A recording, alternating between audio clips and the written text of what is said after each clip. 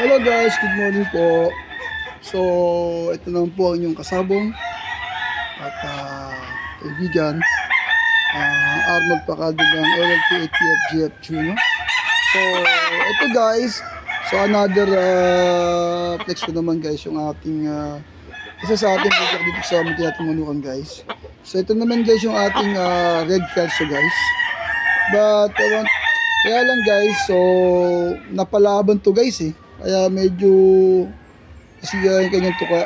Pero hindi naman istorbo guys sa breeding guys. Kasi for breeding naman talaga purposes o breeding purpose na naman talaga ang purpose nito. Kaya na-acquire ito sa nating kaibigan guys.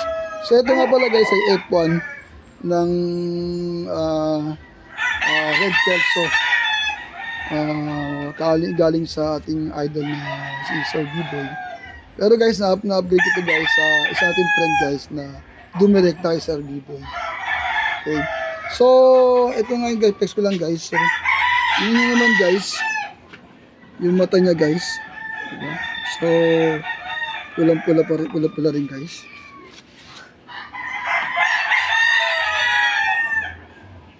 Okay. So, yung paa niya guys ay puti din, puti. Na may red na streamer.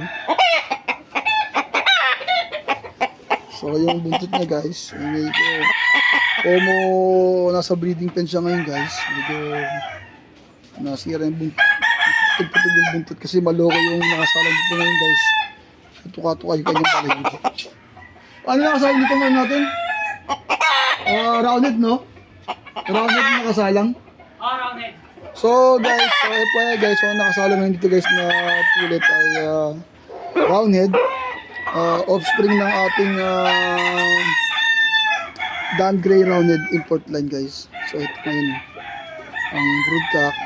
And flex ko mamaya guys yung pinapalayan ng roundhead 99 guys. Ay, nasira eh. Pero hindi naman istorbo sa breeding. Anyway, for breeding purpose lang talaga ito siya. So yung mga offspring talaga niya ang ilalaban namin. So dito kasi guys sa aming munting manukan guys, lahat ng broodcock namin dito guys talagang ayun, naka isang iba tinesting namin bago namin ginamit. Pero may iba rin talaga na kasi naman legit naman, talagang legit sila. So yung iba din namin tinesting kasi legit naman talaga. Eh, mahirap na naman din naman kasi kahit na hindi tayo direkta kay Sir B-Boy, talagang may pressure rin talaga pagkakabili. Kahit na sabihin natin na F1 lang, pero talagang mahal din, may pressure din. Pero compared to sa price ng sa mga idol natin na sikat sa bunger talagang mahal talaga. Kaya lang, trusted naman, kaya nakapag-acquire tayo sa isa natin kaibigan guys na trusted naman. So, ito siya guys, ating red calcio guys. And FYI guys, so in-acquire ko guys sa kaibigan ko guys, ano pa to? 2 months old pa lang to. Kaya, so may presyo na rin talaga. Eh, hindi naman natin masikaso, kasi nga, lumalabas tayo. Okay guys, so, ito ang ating red calcio na broodcock.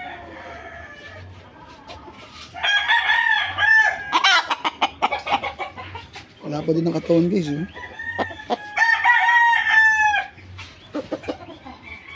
Alright guys, so hanggang sa muli po. Maraming salamat guys sa pagsama sa aking video ito guys. So I want to invite you guys to please like and subscribe and follow my YouTube channel. Buhay OFW Arnold. Alright guys, so hanggang sa muli po. Paalam po.